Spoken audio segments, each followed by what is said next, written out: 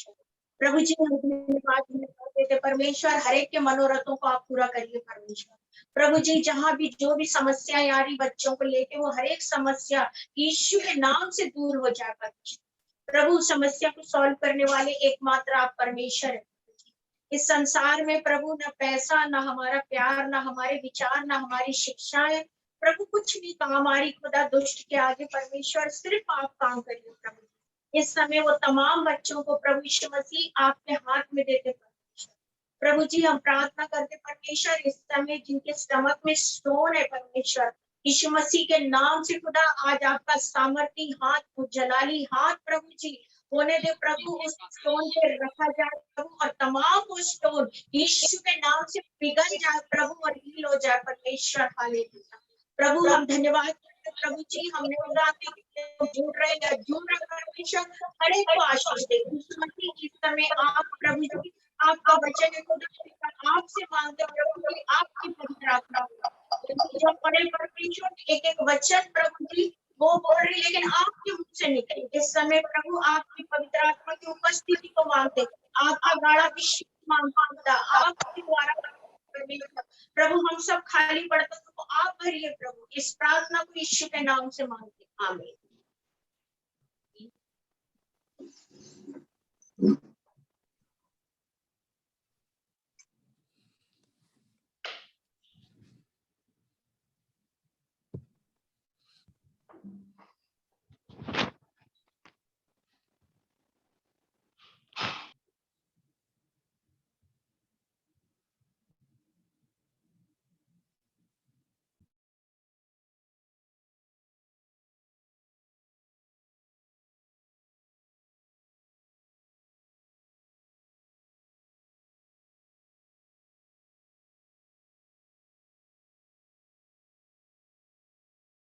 समझ ठीक है, ऐसे करो, वचन बहुत ध्यान से पढ़िए।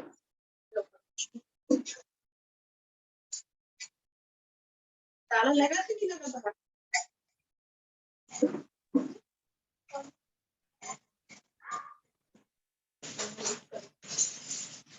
मरकुस 3:30 तब वह घर में आया और ऐसी भीड़ इकट्ठी हो गई कि वह रोटी भी ना खा सके। हालेलुया, फिर से पढ़िए, 5 सेकंड फिर से अच्छे से। तब वह घर में आया और ऐसी भीड़ इकट्ठी हो गई कि वह रोटी भी ना खा सके। मेरे प्रियो, यीशु मसीह अपनी मिनिस्ट्री से या अपनी सेवाई से, यहाँ वचन में दिया है मरकुस में 3 में, यीशु मसीह अपनी सेवा से और अपने सुसमाचार के बाद वो अपने घर आया। हालेलुया, जब वो अपने घर आया तो प्रियो से ऐसा लग रहा था कि मैं आज अपने घर जाऊंगा और खाना खाऊंगा, विश्राम करूंगा, अपने भाइयों से, अपनी माँ से, परिवार से बातचीत करूंगा। लेकिन जैसे यीशु मसीह अपने घर आया, उतने में सारी भीड़ की भीड़ इकट्ठा हो गई, और वो भीड़ ऐसी थी कि वो चाहती नहीं थी कि वो उस दिन रोटी खाए, मतलब वो रोटी खा ना सके।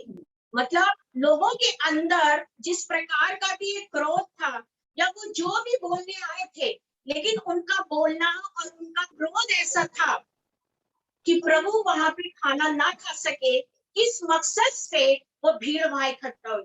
लेकिन यीशु मसीह इस मकसद से अपने घर आया, मैं अपने घर जाके भोजन करूंगा, रोटी खाऊंगा। लेकिन यीशु मसीह की जो मनसा थी, जो जो बाद लेके यीशु मसीह घर पहुंचा था अपने परिवार में, अपने घर पे, लेकिन जो भीड़ थी उनकी बिल्कुल भी इच्छा नहीं थी कि यीशु मसीह आज रोटी खाए, क्योंकि वो ऐसा ऐसा माहौल बना दिए कि वो रोटी भी ना खा सके। मतलब ना खा सके का मतलब है कि वो ना खाए, मतलब इस तरह का एक माहौल बना देना। मेरे प्रिय, मिनिस्ट्री से जब एक व्यक्ति घर पहुंचता है तो वो भी चाहता है कि मैं अपने घर में आराम करूं, अपने प्रिय लोगों से मिलूं और अपने घर का खाना खा के कुछ समय के लिए विश्राम करूं।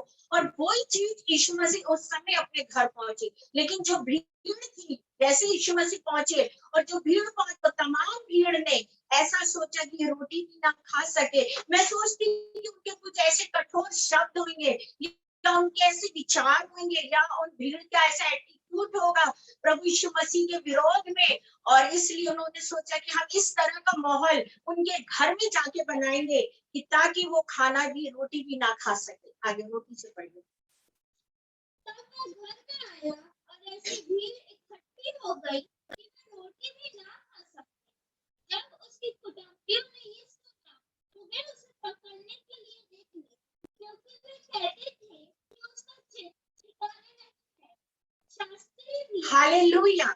जब उसके कुटुंबियों ने सुना कि यीशु मसीह आज अपने घर पहुंचे हैं, प्रियो, कोई तो उस घर का ऐसा भेदी होगा कि जो उसके कुटुंबियों तक खबर किया होगा कि आज यीशु मसीह घर पे आए हैं, और जितने उसके कुटुंबी थे वो सारे के सारे इकट्ठा होके उसे पकड़ने के लिए थे। मेरे प्रियो, ऐसा कौन सा गुनाह था यीशु मसीह का कि इतने लोग यीशु मसीह को पकड़ने के लिए आए? सिर्फ ये कि यीशु मसीह यीशु मसीह लोगों की सेवा कर रहे थे, लोगों को शिफा दे रहे थे, लोगों को चंगाई दे रहे थे, उनकी भूख और प्यास को समझ रहे थे, उनको अच्छाइयां बता रहे थे, उनको एक जीवन का रास्ता बता रहे थे, उनके एक जिंदगी का मार्ग बता रहे थे। क्या वो यीशु मसीह ने कहीं ऐसा कुछ पूरी सेवा वो अपने घर ला? तो उनके घर के लोगों ने, उनके घर में इतनी भीड़ इकट्ठा हो गई कि उनके कुटुंबियों ने उसे पकड़ना चाहा। प्रियो, जब यीशु मसीह घर आया तो लोगों के इरादे यीशु मसीह के लिए अच्छे नहीं। अगर आज दुनिया में अगर कोई सुसमाचार वाले व्यक्ति के साथ ये हो रहा है तो कोई नई बात नहीं है। अगर उसका निरादर हो रहा है या उसको कोई प्रॉब्लम हो रही है या कोई दिक्कत हो रही है, मैं कहती हूँ उन दिक्कतों की तरफ ना देखते हुए परमेश्वर ने आपको जिस काम के लिए बुलाया है, जो करने के लिए बुलाया आपको, आप उस काम को करिए। क्योंकि यहाँ पे हमने देखा कि लोग तो ये भी चाह रहे थे कि वो रोटी भी ना खा सके आज, और हम उसी बीच उसको पकड़ के उसको बहुत ज्यादा परेशान करें। मैं सोचती हूँ कि जब प्रभु इतने बड़े बड़े दुखों को उठा के सेवकाई में चले हैं, तो आज तो ये जो बातें सुनने में मिल रही है प्रियो, ये बातें हमारे लिए एक धूल के बराबर है कि जिस तरह एक धूल उड़ती है, आती है और चली जाती है, लेकिन हमको जिस पर्पस से परमेश्वर ने बुलाया है, उसका जो गोल है, हमें उस टीम में खड़े रहना है परमेश्वर के साथ। और खड़ा वही व्यक्ति हो सकता है जिसके अंदर वो इतनी बड़ी एक सहनशीलता हो कि सामने वाले की जो प्रभु के प्रति, जो सेवकाई के प्रति अगर उसके जीवन के लिए कुछ बोला जा रहा है तो वो सह सके, और उसके अंदर वो पवित्र आत्मा है जो उसको शक्ति देता वो सब सहने के लिए। फिर से चलो लड़की कुटुंबियों से। जब उसके कुटुंबियों ने ये सुना तो वे उसे पकड़ने के लिए निकले, क्योंकि वे कहते थे उसका चित ठिकाने नहीं है। शास्त्री भी यरूशलेम में आए थे, वे कहते थे उसकी शैतान है। हालेलुया। प्रियो, कुटुंबियों ने कहा कि उसका चित्त ठिकाने नहीं है, मतलब उन्होंने ये साबित कर दिया पूरे माहौल में कि ये व्यक्ति जो है, इसका चित्त जो है वो इसके काबू में नहीं है, इसके ठिकाने में नहीं है, मतलब ये एक पागल व्यक्ति है। कुटुंबियों ने कहा ये एक पागल व्यक्ति है। पौलुस कहता अगर मुझे पागल भी बोला जाए तो मैं उससे बहुत खुश हूँ, क्योंकि जो भी आज खुदा यीशु मसीह के लिए जो भी शब्दों का उपयोग किया गया है, अगर वो शब्द एक प्रचारक के लिए या एक प्रीचर के लिए उपयोग किया जा रहा है, पागल या निर्बुद्धि या चित्त ठिकाने नहीं है, तो याद रखिए आपको उस वचन से खुश होने हैं। कारण वो बातें, वो शब्द लोगों ने यीशु मसीह को कहा, उसके कुटुंबियों ने कहा, उसके घर के लोगों ने कहा, उसके रिश्तेदारों ने कहा कि ये व्यक्ति का चित्त ठिकाने नहीं है। और जो शास्त्री फरीसी आए थे उन्होंने तो कहा ये पागल है बोले। मतलब एक तरफ से जो लोग थे उसको किसी न किसी तरह उसको पकड़कर, उसको मारकर, उस समय में जो भी जिस तरह का होता था वैसा करने के लिए। और यहाँ पर हमने देखा कि यीशु, मैं ऐसा सोचती हूँ कि जब यीशु मसीह अपने घर पहुंचा तो माँ उसका खाना लेके खड़ी हुई थी मरियम, कि मेरा बेटा एक मिनिस्ट्री से, एक सेवकाई से आया है और मैं अपने बेटे का पैर धुलाऊं, उसे भोजन दूं। लेकिन जब वो उस स्वागत के लिए खड़ी होगी और कुटुंबी लोग और ये यरूशलेम के लोग जो शास्त्री फरीसी थे, इनका एक गुट बन गया था, क्योंकि कुटुंबी सबसे बड़े दुश्मन निकले और उन लोग ने उनको बताया और वो पूरी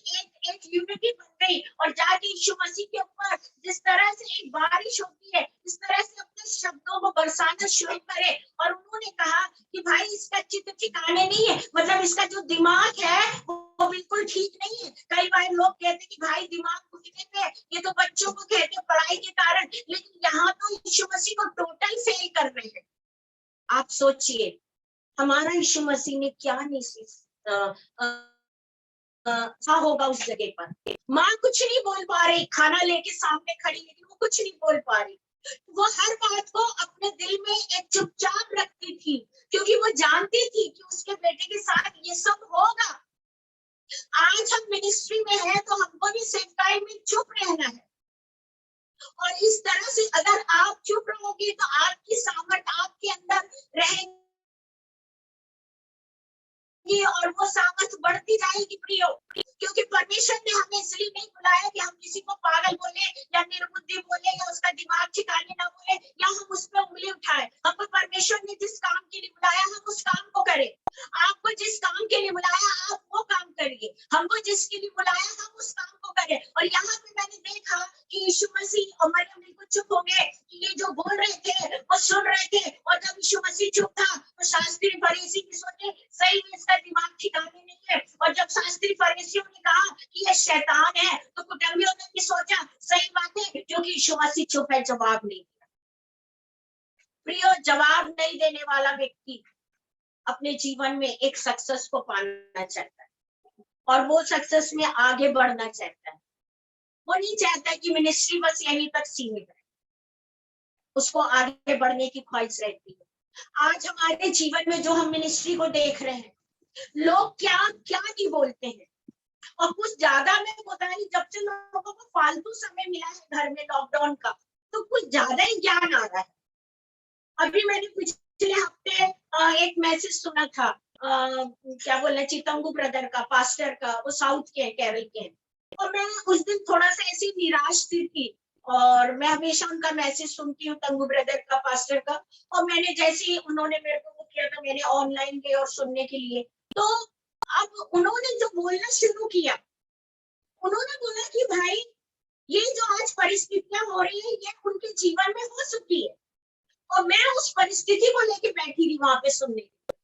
तो बोले ये जब आप सुनते हो और अपने मन में दुखी होते हो या अपने मुख से कुछ बोलते हो, तो याद रखिए आपकी नींद पूरी नहीं होगी, याद रखिए आपके चेहरे की रौनक जाएगी, आपका स्वास्थ्य खराब हो जाएगा, आप बीमार हो जाओगे, आप एकदम हल्के फुल्के हो जाओगे, और आपको आपका जो अभिषेक है वो आगे काम करने को आपको पीछे करेगा। कारण क्या है कि आप ये सब सोच रहे हैं। तो बोले जब लोग इस तरह की बातें करते हैं तो इससे सिर्फ उनका नुकसान नहीं होता है, सिर्फ उसका नुकसान जो हमारा भी नहीं होता। बोले हमारा नुकसान कब होता है, जब हम उनकी बातों को दिल पे लाते हैं। अरे उसने हमें ऐसे बोला, उसने हमें ऐसे देखा, उसने हमें ये बोला।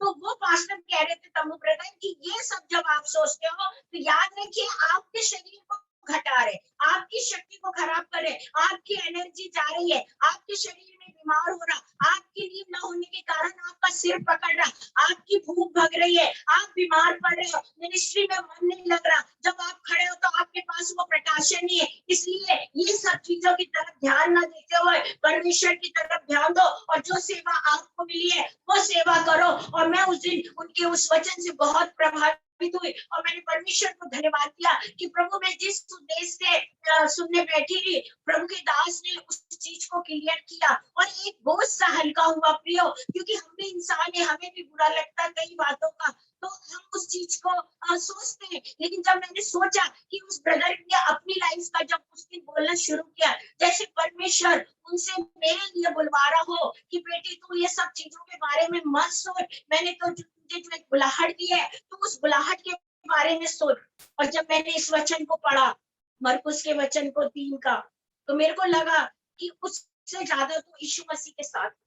कुटुंबियों ने कहा इसका चित्त ठिकाने नहीं है, तो पूरा का पूरा पागल है 100%, इसका कहीं भी दिमाग नहीं है। अरे प्रियो, अगर उसका दिमाग नहीं होता, हालेलुया, तो वो अपने घर कैसे आता? अगर उसका दिमाग नहीं होता, अगर वो पागल होता, तो जितने गुरुप उसके बीच में लड़ने आए थे वो उनको मारता या वो वैसी हरकतें करता, लेकिन मेरा यीशु मसीह एक मेमना था, एक मेमने के जैसे चुप खड़ा था कि जो तुम बोल रहे हो वो मेरे लिए नहीं बोल रहे हो, परंतु ये चीज मेरे भेजने वाले के लिए भी बोल रहे हो। और यीशु मसीह उस समय चाहता तो उनके जीवन के लिए बहुत कुछ कर सकता था, लेकिन प्रभु ने उनको ऐसा कुछ भी नहीं किया। लेकिन तमाम बातों को सुनते सुनते और यीशु मसीह दुखी होते होते अपनी दुख को सहते सहते, हालेलुया, अपनी अपनी पीड़ा को सहते सहते करने लगा कि हम मुझे कुछ नहीं बोलना है। और मरियम ने भी उस दिन कुछ नहीं कहा, एक शब्द नहीं कहा। मरियम भी चुप थी, क्योंकि मरियम यीशु मसीह के जन्म के पहले से जानती थी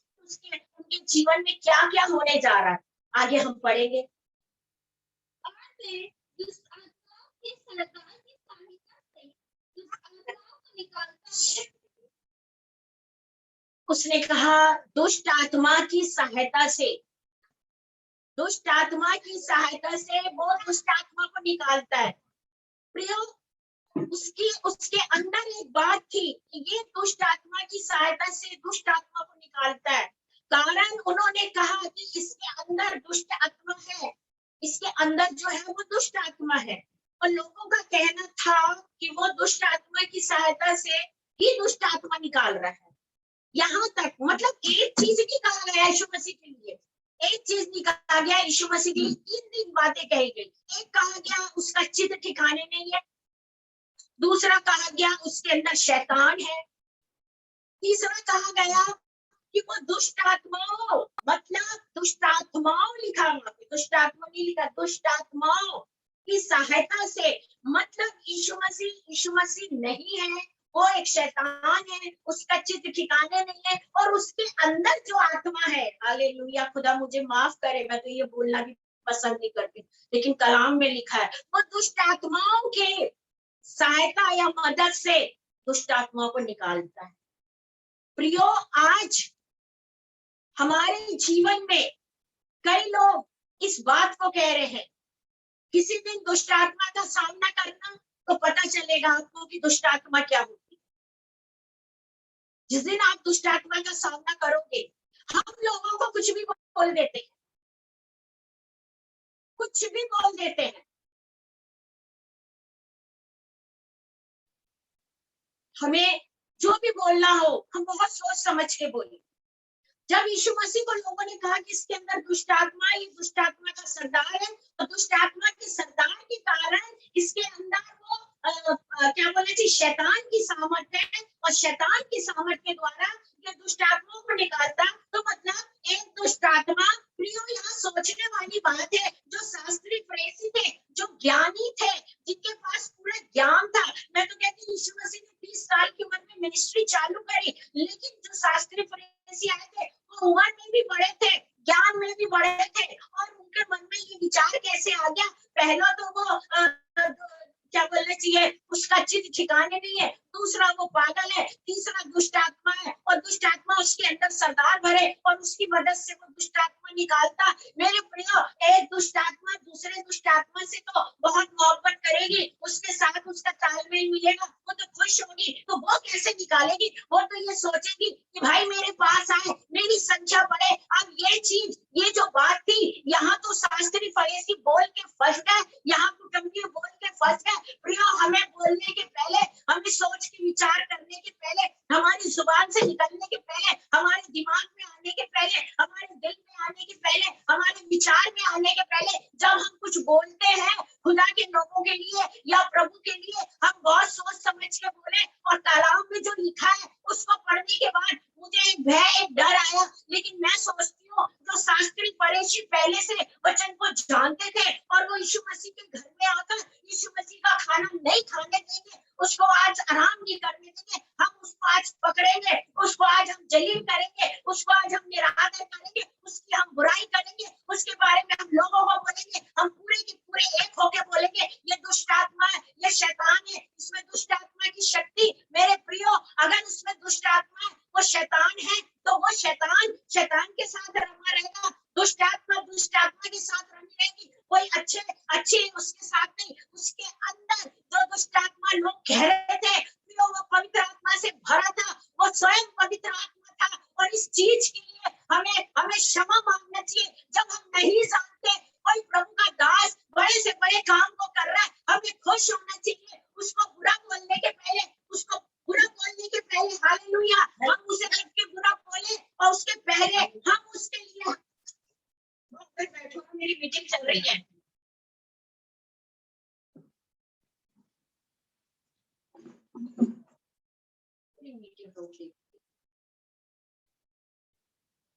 उसको बुरा बोलने के पहले अपने मन में हम विचार करें कि हम किस तरह के शब्द बोल रहे हैं प्रियो। क्योंकि मैंने देखा है कि बोलने वाला व्यक्ति हालेलुया वो उस व्यक्ति को नहीं बोल रहा, वो प्रभु की दासी को नहीं बोल रहा, वो प्रभु के दास को नहीं बोल रहा, लेकिन वो जो बोल रहा है क्योंकि वो खुद भी पवित्र आत्मा को जानता है, वो खुद भी खुदा के कलाम को जानता है, और इस कारण से जो शब्द जो उसके मुख से निकल रहे प्रियो, हमें बहुत सोचना है और परमेश्वर से क्षमा मांगना है। हालेलुया।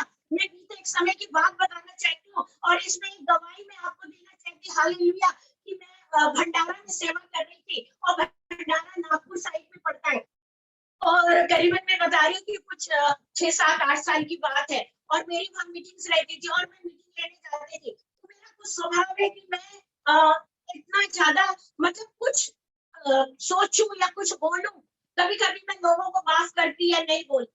और मैं जब वहां मीटिंग लेने गई तो वहां एक व्यक्ति था, उस मीटिंग जिनके यहाँ होती थी उनके वो बड़े भाई थे, तो वो उनके घर में जाके कहते अपने छोटे भाई के घर में कि वो जो प्रभु की दासी आती है, जो वो मैडम आती है, चाहे वो सिस्टर आती, और वो बहुत घमंडी है, वो बात नहीं करती है, और वो किसी से बात नहीं करती, अपना मीटिंग लेती और चली जाती। तो उन्होंने बोला भाई वो उनका नेचर है, और हमको तो मीटिंग के लिए वो आती है, और हम लोग बहुत दूर दूर गुग्गुस वगैरह जाते हैं, वनी गुग्गुस चंद्रपुर और ये तमाम क्षेत्र में हमारी मीटिंग चलती थी, गोंदिया वगैरह।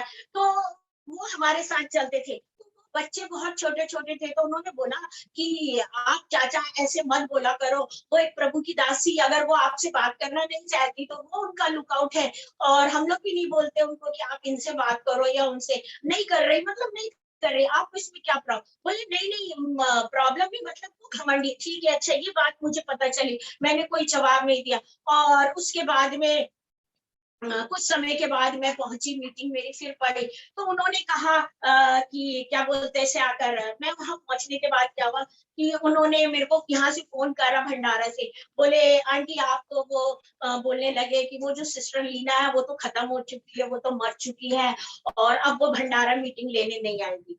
और ये बात जब उन्होंने मुझे कहा तो मैंने कहा प्रभु उसको माफ कर, जिसने इस शब्द को बोला उसे माफ कर।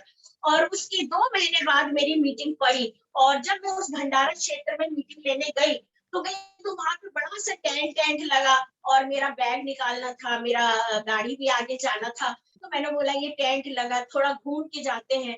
और जब हम घूम के गए तो उसका परिवार मेरे से मिलने आया, बोले आंटी अभी आप, उन्होंने 1 हफ्ते पहले आपके विषय में ऐसा कहा था कि वो तो लीना सिस्टर तो मर चुकी है और अब कोई मीटिंग मीटिंग नहीं है। और हमने उनसे कहा कि भाई मत बोलो ऐसे, लेकिन उन्होंने ये शब्द आपके लिए 3 बार कहा। हमने कहा वो प्रभु की दासी के लिए मत बोलो, लेकिन वो बोलते रहे मजाक में, और देखिए इस बार 1 हफ्ता नहीं हुआ और वो खत्म हो गए हार्ट अटैक। मैं ये नहीं बोलना चाह रही कि हम बदला लेना चाह रहे, लेकिन मुझे उस चीज से बहुत डर लगा। आप समझ रहे इस बात को। हम ऐसा नहीं कि हमने, हमको किसी ने कहा तो उसका पूरा होगा, हम इस बात पे नहीं बोल रहे, लेकिन ये जो मेरे जीवन में हुआ, मैं इस जीवन की गवाही आपको दे रही हूँ कि मेरी मिनिस्ट्री में अगर हाथ डाला किसी ने या कुछ भी ऐसा बोला है, बहुत मुश्किल पड़ा उसको।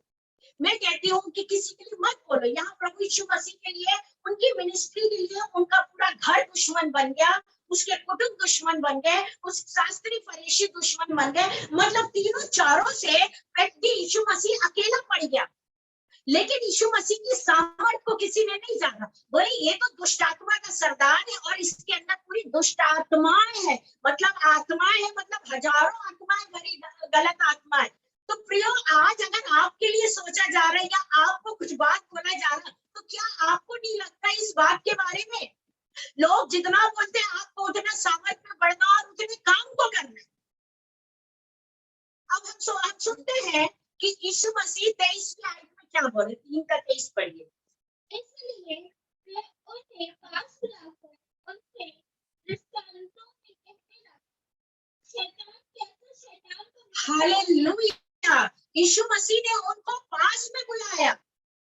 यहाँ पे दिया है कि यीशु मसीह पहले बहुत अच्छे से सुनते हैं, समझते हैं, उस चीज को देखते हैं प्रियो। हालेलुया। बहुत कुछ सहा उन्होंने, अपने घर में आए, अपनी माँ के पास आए, ना खाना खाए ना विश्राम करते, सोचे मैं आज कुछ देर सोऊंगा, मैं विश्राम करूंगा, मैं रोटी खाऊंगा। लेकिन इसकी ये सब कुछ एक तरफ रहा, विश्राम और रोटी की तो बातें छोड़ दो।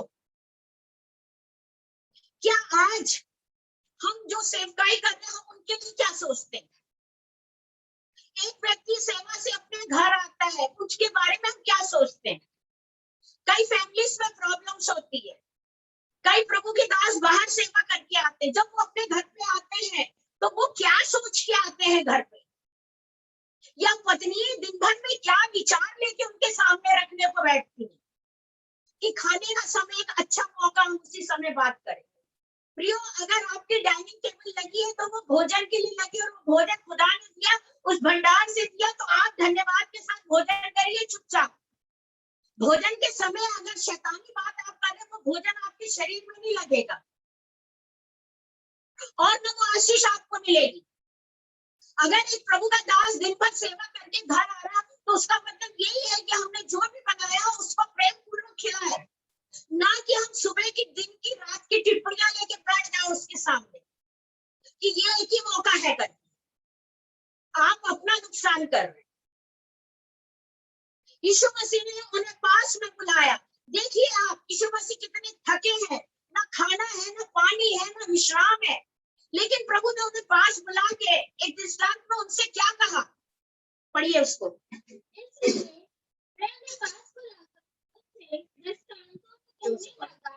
शैतान कैसे शैतान को निकाल सकता है? यदि किसी राज्य में फूट पड़े तो वह राज्य कैसे स्थिर रह सकता है? हालेलुया। शैतान कभी शैतान को निकाल ही नहीं सकता है। कैसे निकालेगा भाई? वो तो शैतान तो भाई बहन है। उनका तो तालमेल एक सा है, उनको वही अच्छा लगता है। तो एक शैतान दूसरे शैतान को नहीं निकाल सकता। हाँ, एक अच्छा व्यक्ति, तो यीशु मसीह कह रहे भाई कैसे निकालेगा, आप ही मुझे बताओ ना। भाई दुष्ट को क्यों निकालेगा? वो तो खुश होगा कि मेरी कंपनी में तुम भी शामिल हो गए, मेरे जैसे तुम भी बन गए हो, चलो मेरे ग्रुप में आ गए हो, तुम तो प्रभु से दूर हो, प्रभु की सामर्थ से दूर हो, कलाम से दूर हो, वर्शिप से दूर हो, हर बात से दूर हो, तुम्हारे जीवन में कोई गवाही नहीं। लेकिन शैतान को नहीं निकाल सकता। यीशु मसीह ने एक ही मुद्दा रखा हुआ, उनके 100 बातों का यीशु मसीह का एक सवाल था, तुमने मुझे कहा तेरा चित ठिकाने नहीं, तुमने मुझे कहा मैं पागल हूँ, तुमने मुझे निर्बुद्धि कहा, तुमने मुझे दुष्ट आत्माओं का सरदार कहा, तुमने मुझे कहा दुष्ट आत्मा की उससे तुम शैतान को निकालते हो और तुम खुद शैतान हो। तो आप ही मुझे जवाब दे दो, ये सब कुछ मैं हूँ, ये सारी क्वालिटी मेरे अंदर है, ये चीज आप बोल रहे हो, तो जब खुदा की सामर्थ काम कर रही है और खुदा मेरे अंदर है और उसकी पवित्र आत्मा मेरे अंदर है, तो ये बताओ मैं उसका दोस्त हो ही कैसे सकता हूँ?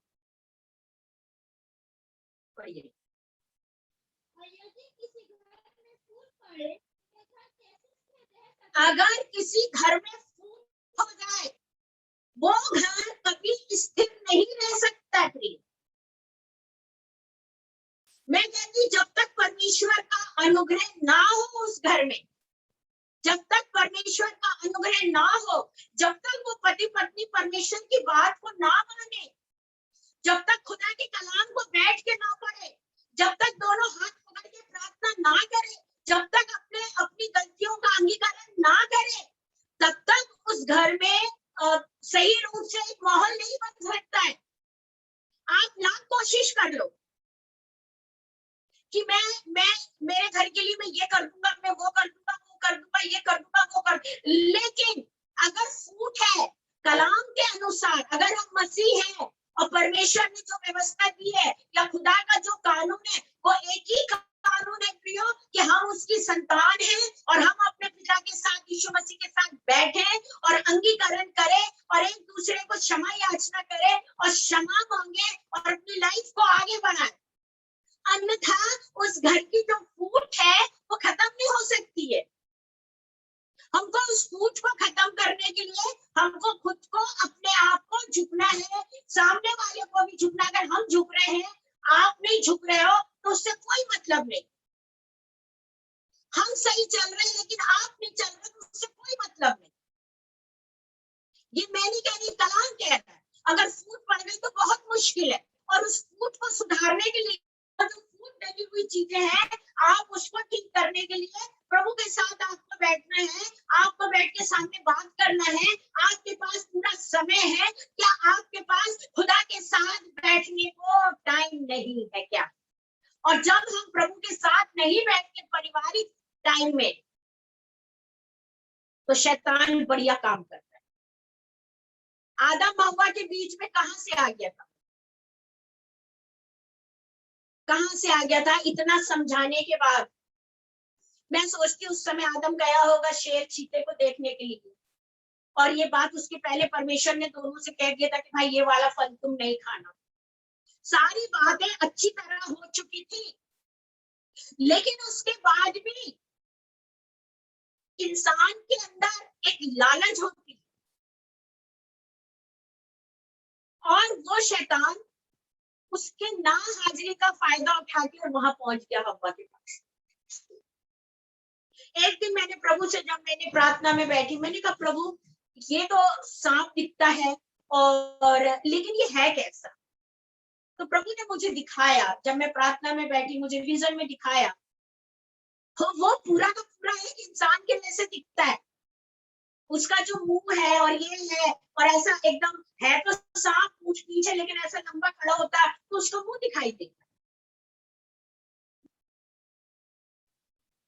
हमारी एक अनाज्ञाकारिता के पीछे, हमारी एक बात न सुनने के पीछे हम कितने प्रॉब्लम में हो जाते हैं।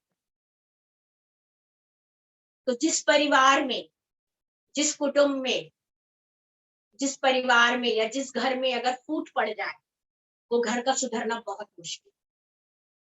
लोग कहते जरूर कि हम भूल गए, हमने माफ किया, हम भूल गए आदमी, लेकिन उस व्यक्ति के दिमाग में वो बात घूमती है, और कब तक घूमेगी? जब तक वो परमेश्वर के साथ दोनों नहीं बैठे। और जब वो परमेश्वर के साथ बैठेंगे तो सब कुछ ठीक है। अभी बहुत सी ऐसी बातें आती हैं, लेकिन मुझे नहीं पता कैसा क्या है, लेकिन हम उन परिवारों के लिए प्रार्थना करते हैं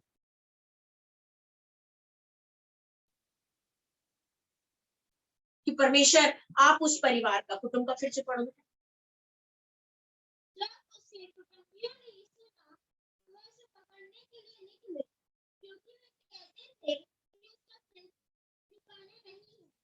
शास्त्री भी यरूशलेम में आए थे। वे कहते थे उसमें शैतान है, और वह दुष्ट आत्माओं के सरदार की सहायता से दुष्ट आत्माओं को निकालता है। इसलिए वह उन्हें पास बुलाकर उससे दृष्टांतों में कहने लगा, शैतान कैसे शैतान को निकाल सकता है? यदि किसी राज्य में फूट पड़े, तो वह राज्य कैसे स्थिर रह सकता है? यदि किसी घर में फूट पड़े, तो वह घर कैसे स्थिर रह सकेगा? हालेलुया, इसलिए यदि शैतान आज्ञा के विरोधी होकर, प्रेज द लॉर्ड, हालेलुया, चाहे वो घर हो चाहे वो राज्य। आज देश के बारे में हम सब सुन रहे हैं, लेकिन हम मसीह लोग सिर्फ प्रार्थना करते हैं बस, कि परमेश्वर सब कुछ आपके हाथ में, आप हर चीज का निर्णय करें, आप देश को सही चलाइए। आपने ये ब्लेसिंग दी है, भारत के नाम से लोग इतने खुश होते हैं। मैं तो कहती जितना विदेश के नाम से लोग खुश नहीं होते, उतने भारत के नाम से खुश होते हैं। तो हम लोग सब कुछ प्रभु के हाथ में देते हैं। रही घर की बात, तो मैंने बताया आपको कि जब तक पति पत्नी एक साथ बैठ के प्रार्थना नहीं करेंगे, और एक साथ बैठने के लिए एक चित एक मन होना है, और जब तक एक चित एक मन नहीं होगा तो पति पत्नी बैठ के प्रार्थना नहीं करेंगे। और दोनों जब प्रार्थना करेंगे और दोनों एक अंडरस्टैंडिंग में चलेंगे, तो परमेश्वर उस घर को जोड़ेगा। अभी हाल की बात है, मैं उनका नाम बोलना नहीं चाहती हूँ, लेकिन अभी पिछला, मैं कहती 26-27 तारीख की बात थी, और ये गवाही है प्रियो कि मुझे एक स्वप्न आया कि एक स्त्री अपने आप को फांसी के उस पे जा रही है, लगाने की कोशिश कर रही है और वो पूरा प्लानिंग कर चुकी है। और उस समय मैं सुबह-सुबह उठ के बैठ गई और मैंने उन लोग के चेहरे देखी सब। पूरा उनका परिवार को मैंने देखा और उस परिवार में मैंने सिर्फ 2 लोगों को फ़ोन करके बताया। मैंने कहा भाई मैं आपके घर का ऐसा-ऐसा स्वप्न है और परमेश्वर मुझे ये स्वप्न दिखा रहा है, इसका कारण ये है कि मैं आपके परिवार के लिए प्रार्थना करती हूँ। और उसके बाद उन्होंने उस चीज़ का कोई ध्यान नहीं दिया। फिर उनके परिवार में मैंने एक भाई को और बताया। मैंने कहा भाई आप प्रार्थना करने वाले इसलिए आप प्रार्थना करिए कि उस परिवार में कोई ऐसी फांसी लगाना चाह रहा है, ऐसा ना हो पाए। उसने सोचा, उसको मालूम है कि मतलब सिस्टर को जो मिलता वैसा होता है। और अचानक 1 हफ्ते के बाद मैंने अपने कानों से सुना कि उनके घर में वही प्रॉब्लम लड़ाई चल रही और उस स्त्री ने कहा मैं ऐसा-ऐसा करूँ। प्रियो, अगर परिवार में प्रॉब्लम हो, ये सब एक श्राप है। ये सब एक श्रापित चीज़ होता है। और जहाँ हम ऐसी प्लानिंग करते हैं वहां से खुदा दूर हो जाता प्रियो, क्योंकि परमेश्वर ने हमें बनाया और परमेश्वर की सांस है, उसके स्वरूप में हम बने हैं। हम उस परिस्थिति का सामना करने की कोशिश करें, हम उस परिस्थिति के लिए प्रार्थना करने की कोशिश करें। अगर वो परिस्थिति हमारे हाथ में नहीं है तो फिर कोई बात नहीं है, लेकिन अगर वो परिस्थिति हमारे पास वो परिस्थिति से वो हटके आ सकते हैं तो आप जरूर उनके लिए प्रार्थना करिए। अगर किसी राज्य में फूट पड़ जाए उसके लिए मुश्किल है, घर में फूट पड़ जाए उसके लिए मुश्किल है। मैं तो कहती समझदार व्यक्ति एक ही हो सकता, भाई अब राज्य में राज नहीं समझ पा रहा, घर में नहीं समझ पा रहे, तो अगर 10 के घर में अगर 2 या 3 समझदार हो तो उनका कर्तव्य है कि वो सिर्फ प्रार्थना करे उस विषय की। और प्रार्थना में परमेश्वर सारे काम को करता है। जहां प्रार्थना है, अगर हमारी शादी नहीं हुई या हम अकेले बैठ के प्रार्थना कर रहे हैं, ठीक है, लेकिन जब हमारे पास परिवार है तो हमको चाहिए हम परिवार के साथ बैठ के प्रार्थना करें, तब परमेश्वर आशीष देता है कि परमेश्वर का कलाम क्या है। परमेश्वर टाइम पास करने की चीज नहीं है कि जब पढ़े तो बैठ गए, जब नहीं पढ़े तो नहीं पढ़े। आप आज से अपने परिवार के साथ बैठ के प्रार्थना करें। जब मेरे यहाँ एक बेटी की शादी हो गई और एक बेटी मेरे पास रह गई, 2 बेटी है मेरी, तो एक का मैरिज हो गया और एक, पहले हम 3 जने बैठ के हाथ पकड़ के प्रार्थना करते थे। हम जो भी बोलते थे परमेश्वर उस काम को करते। लेकिन जब वो शादी हो गई चली गई तो हमने बोला अब तो मैं और वो दोनों बैठ के प्रार्थना करते थे, छोटी वाली, और हम दोनों बैठ के हाथ पकड़ के प्रार्थना करते थे। उसके बाद वो हॉस्टल चली गई पढ़ाई करने। मैंने कहा यीशु मसीह अब मैं क्या करूं, आपका कलाम कहता मेरे नाम से जहां 2 या 3 मैं उपस्थित हूँ। मैंने कहा ना यहाँ 2 है ना 3 है, मैं अकेली हूँ यीशु मसीह। पिता पुत्र और पवित्र आत्मा, हालेलुया। मैंने कहा यीशु मसीह मैं आपके साथ बैठना चाहती हूँ, रियल में आपसे बता, सच्चाई बता। जब मेरे मन में इतना दुख हुआ कि अब मैं बिल्कुल अकेली हूँ प्रार्थना के लिए, क्योंकि मैं कहीं संगति के लिए नहीं जाए, आज तक मैं नहीं जाती। जो भी है मैं प्रभु के साथ अकेली संगति में बैठना पसंद करती। और जब मैंने देखा, मैंने कहा बड़ी वाली शादी होकर चली गई, छोटी वाली हॉस्टल चली गई, अब मेरे नाम से 2 या 3 मैं कहाँ से लेके आऊँ प्रभु। तो मैंने कहा यीशु मसीह मैं और आपके साथ बैठूंगी। और मैं ऐसा करती थी जब मैं अकेली थी, मैंने कहा यीशु मसीह आप साथ में बैठिए ना, हमें प्रार्थना। और हकीकत में कह रही हूँ, उसके हॉस्टल जाने के बाद परमेश्वर ने अद्भुत अद्भुत अद्भुत काम। हमारे जीवन में प्रार्थना बहुत जरूरी है। प्रार्थना एक ऐसा बल है, वचन एक ऐसा हथियार है। आगे चलिए। इसलिए यदि शैतान अपना विरोधी होकर अपने में फूट डाले, कोई कैसे बना रह सकता है, उसका तो अंत ही होगा। परंतु कोई मनुष्य किसी बलवंत के घर में घुसकर उसका माल नहीं लूट सकता। हालेलुया। यीशु मसीह ने कहा भाई अगर शैतान के साथ ही काम करेगा तो वो तो फिर उसका अंत क्या समझ लो। तो ये कैसे हो सकता है? और कोई बलवंत जब तक कि वह अपने पहले उस बलवंत को बांध न ले, तब तक उसके घर को लूट नहीं सकता। हालेलुया। प्रियो, जो घर के मुखिया हैं, परमेश्वर का वचन उनको एक चैलेंज दे रहा है, एक चेतावनी दे रहा है और ये हम सबके लिए कलाम कह रहा है, जो घर का बलवंत है, जैसे हम कहते हैं मुखिया हो या शक्तिशाली हो या पूरे घर को लेके चलता, तो शैतान सबसे पहले उसको बांध लेता, अपने कब्जे में करना चाहता।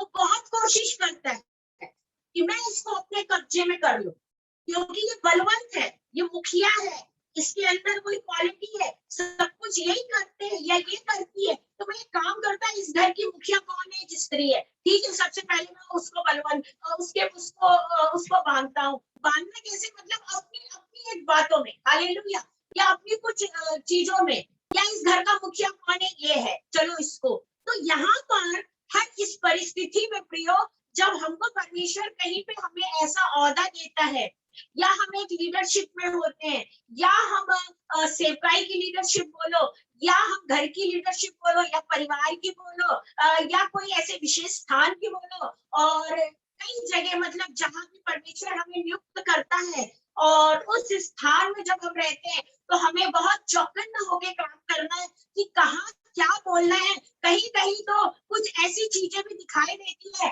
कि जहां हमको बोलने के लिए हमारे पास शब्द नहीं रहते, और हम वहां बोल नहीं पाते हैं, हम वो समझने के बाद भी नहीं समझते। उसका कारण है कि हम एक लीडरशिप में है, लेकिन कोशिश ये रहती है कि ये जो लीडर है, ये जो चल रहा है, इसको बांधे पहले, तो सब कुछ खत्म हो जाएगा, सारा खेल खत्म हो जाएगा। लेकिन मेरे प्रियो, हम परमेश्वर का धन्यवाद देते, जो परमेश्वर के लोग हैं, जो प्रभु से प्रार्थना करते, जो उसके कलाम को पढ़ते, जो उस बातों पे चलते, जिनके अंदर सच्चाई है, जिनके अंदर वो न्याय है, जिनकी बुद्धि को खुदा ने खोला है, जो हमेशा परमेश्वर की बुद्धि को लेके चलते, परमेश्वर को आगे लेके चलते। मेरे प्रियो, चाहे वो जहां पर भी लीडर हो, चाहे घर में हो, चाहे स्कूल में हो, चाहे फेलोशिप में हो, चाहे जहां पर भी हो, परमेश्वर के साथ अगर उसका तालमेल है, परमेश्वर के साथ उसके संबंध है, परमेश्वर के साथ वो न्याय पे, परमेश्वर के साथ सच्चाई पे, परमेश्वर के साथ कलाम में, उस कलाम को लेके ही वो जिंदगी का निर्णय लेता,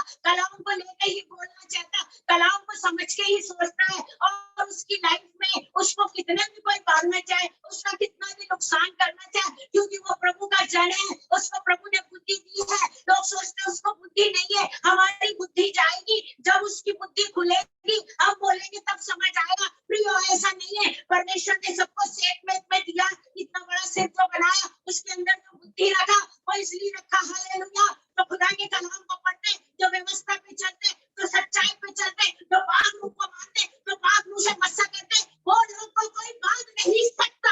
आमीन, हालेलुया, प्रेज द लॉर्ड। उनके ना विवेक को बांध सकते, ना उनकी सोच को बांध सकते, ना उनके विचारों को बांध सकते, ना उनके चल फिर को बांध सकते। आप होते कौन हो? किसी के चरित्र, किसी के गुण, किसी के लीडरशिप को देखने वाले। आपका ज्ञान आपके तक सीमित है, परमेश्वर ने उनको भी ज्ञान दिया। यहाँ यीशु मसीह के पास ज्ञान था, यीशु मसीह जब तक सुनता रहा, हाँ मैं पागल हूँ, मैं निर्बुद्धि हूँ, मेरा चिट्ठिकाने नहीं है, मैं सरदार हूँ, मैं दुष्ट आत्मा हूँ, मेरे अंदर सामर्थ्य नहीं है, पर वो खाना नहीं दिया, चलो कोई बात नहीं, लेकिन मेरे सवाल का तुम जवाब दो।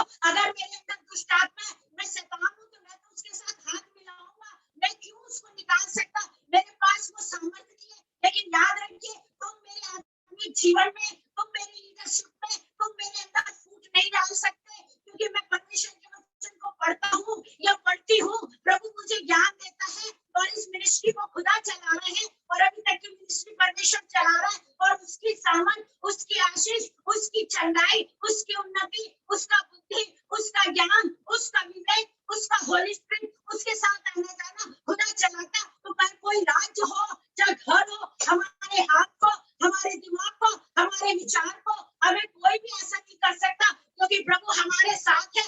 लेकिन अगर आपको अपने घर में, अपने राज्य के लिए जो फूट है, उसको ठीक करना, आप बैठ के प्रार्थना करिए, परमेश्वर आपको आशीष देगा। हालेलुया, आगे चलिए। कि मनुष्य की संतान के पाप और निंदा जो करते हैं, क्षमा की जाए, परंतु जो पवित्र आत्मा के विरुद्ध निंदा करे, तो कभी भी क्षमा न किया जाए, वरन वह अंत पाप का अपराधी ठहरता है, क्योंकि वे कहते हैं कि उसमें अशुद्ध आत्मा है। हालेलुया, यीशु मसीह स्वयं अपने मुख से कह रहे, सब कुछ माफ किया जाएगा, लेकिन अगर पवित्र आत्मा के लिए आप निंदा करोगे, और वो पवित्र आत्मा वो प्रभु के दास दासी के अंदर खुदा देता है और वो उस सामर्थ में होके काम करते हैं, वो एक आम बर्तन है। हालेलुया। जब परमेश्वर की आत्मा हमारे अंदर काम करती प्रियो, तब वो काम होता है। और अगर आप दुनिया भर की चीजें में, परमेश्वर कहता है ठीक है, लेकिन अगर आप होली स्पिरिट के बारे में बोलोगे, खुदा की वो आत्मा है, वो कभी माफ नहीं करेगा, कभी कभी कभी माफ। आप मत बोलो किसी को। आप, मैं हमेशा एक बात बोलूं, चाहिए आप उसके लिए प्रार्थना करें, बस आप उसके लिए प्रार्थना करें।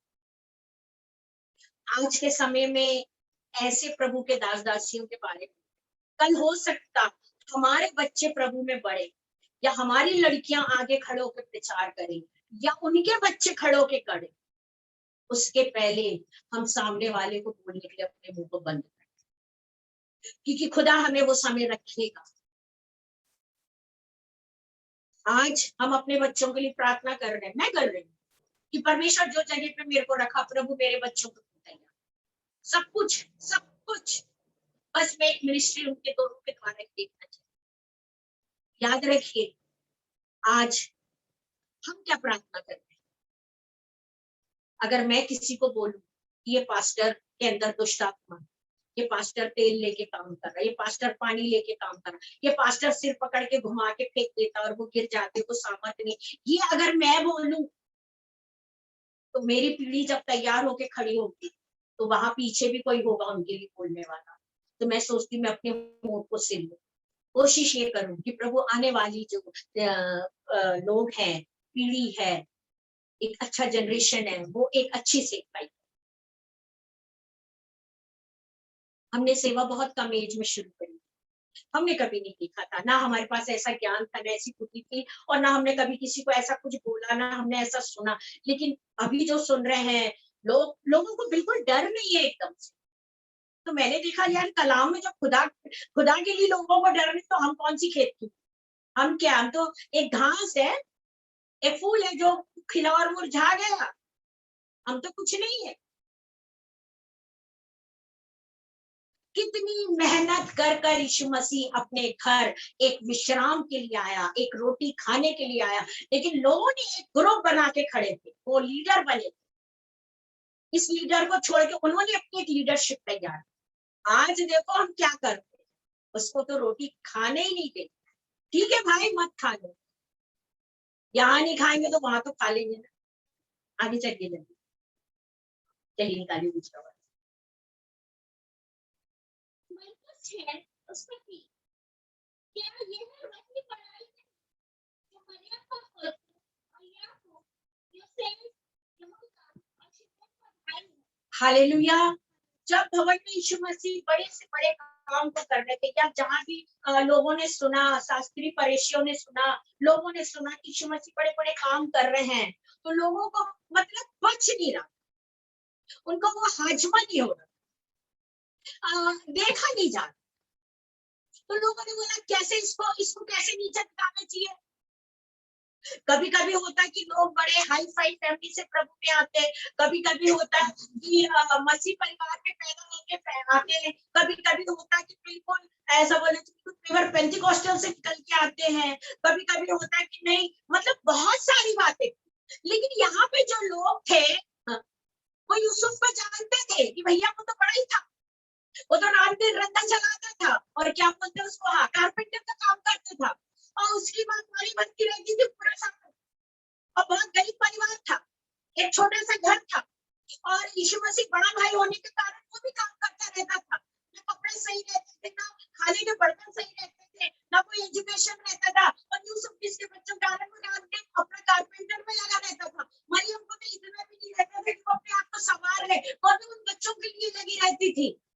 तो क्या ये यीशु मसीह को जलील कर रहे हैं, उसका निरादर कर रहे हैं, बोले क्या ये बड़ाई का बेटा नहीं, अरे जितने बैठे सब तो जानते हैं उनकी आंख से क्या दिखता नहीं है? उनका पड़ोसी है यीशु मसीह। अरे तुम कौन होते हो उसको बताने वाले? तुम कौन होते हो उंगली उठाने वाले? मेरे प्रियो, आज भी आज भी आज भी वो हो रहा है। कई लोग कहते हैं ना भाई कि आप आम खाओ, आपको गुठली से क्या लेना है। सही कहते, कभी कभी कहावत बहुत अच्छी लगती। आपको यीशु मसीह के काम से मतलब रखना है ना भाई। आपको मालूम है भाई कि मरियम की हिस्ट्री मालूम है आपको, यूसुफ की हिस्ट्री मालूम है आपको, आप ऐसे पड़ोसी हो कि आपको दोनों की हिस्ट्री मालूम है, माता पिता की, और यीशु मसीह कैसे आए वो भी मालूम है। अब इस पर टिप्पणियां करने की जरूरत क्या है? नहीं, आप तो करेंगे, because we are a leader. भाई क्या ये वो बड़ाई का बेटा नहीं है क्या? इसके भाई वो नहीं, इसकी बहन वो नहीं। आप साबित करना क्या चाहते? आप बोलना क्या चाहते? मत बोलो।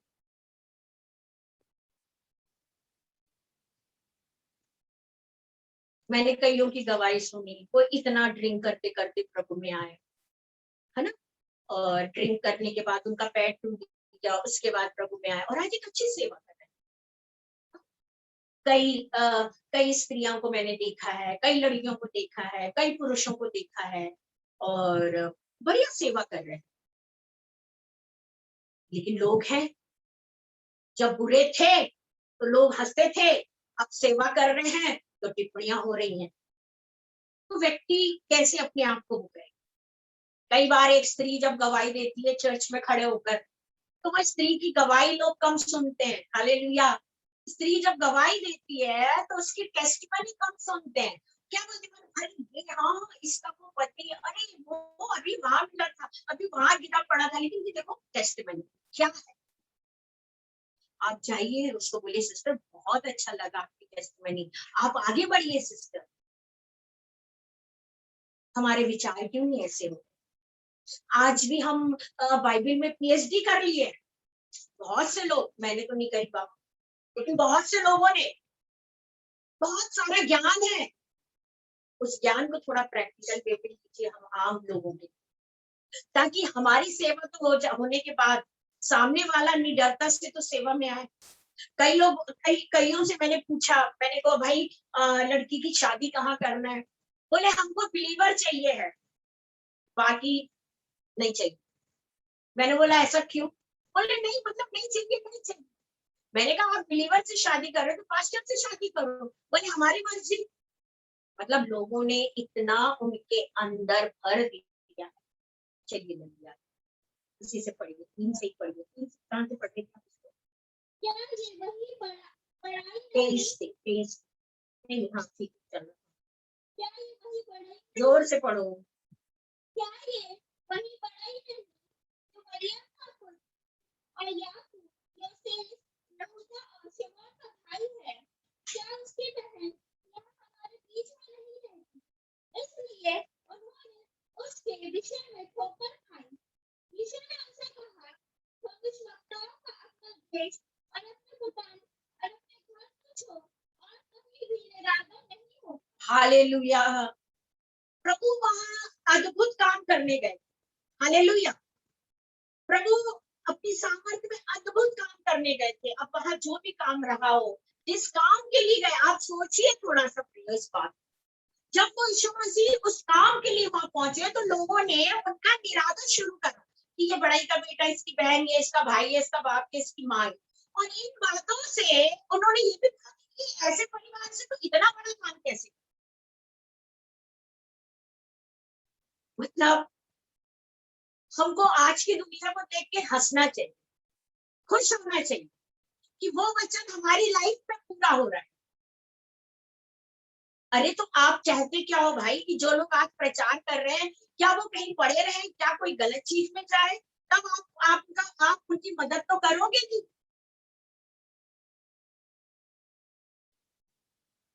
लेकिन अगर वो भाई बहन अगर प्रचार कर रहे हैं, वर्शिप करने खड़े हो रहे हैं, तो फिर भी जीना मुश्किल है।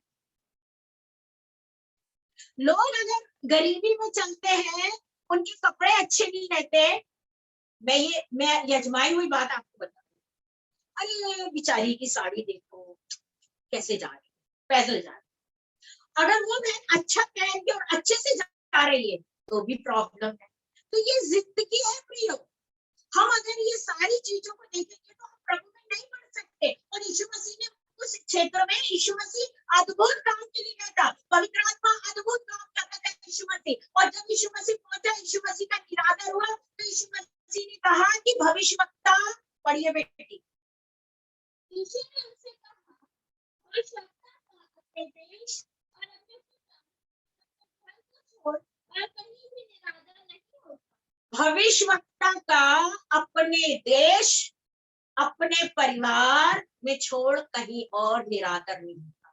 अगर भविष्यवक्ता को निरादर चाहिए है तो उसको अपने देश में करना चाहिए भविष्यवाणी। देखो, अरे बहुत प्रॉब्लम हो जाएगी, या अपने घर में प्रॉब्लम हो जाएगी। खैर मेरे घर में ऐसा नहीं है प्रियो, मेरे घर में जो प्रभु दिखाता वो प्रकट होता है। और मैं अपने घर में पहले ही बता देती ऐसा ऐसा है, ऐसा ऐसा है। पर्सनल अपने घर में सबको बता, भाई तुम्हारा मिला उसको, मतलब कोई भाई का किसी का नहीं, उसका उसको उसका उसको। और रियल में वैसा हो। मेरे घर के जो मेरा परिवार है, मैं अपने परिवार के साथ जब रहती हूँ और मैं जब उनको कुछ बताती हूँ तो वो उस चीज में अपने आप को बहुत सीरियस होते हैं, प्रार्थना करते। उनको नहीं लगता मेरे साथ ऐसा नहीं हो रहा है। और प्रॉब्लम भी हो जाती है, कभी कभी बहुत बड़ी प्रॉब्लम हो जाती है। अभी मैं जीसस कॉल में एक मीटिंग ले रही थी और हो गए, मैं समझती 6 महीने हो गए। और जब मैं जीसस कॉल में वहां मीटिंग ले रही थी तो एकदम पहुंचते साथ प्रोफेसी हुई वहां पर, और एक भाई के नाम की प्रोफेसी हुई, मैं नाम नहीं बोलूंगी। तो भाई तो था नहीं, उसकी वाइफ थी वहां पर, वो दौड़ती आई बेचारी, बहुत खुश थी। वैसे बोली सिस्टर ये नाम मेरे पति का है, तो एक काम करिए आप मुझे बता दो।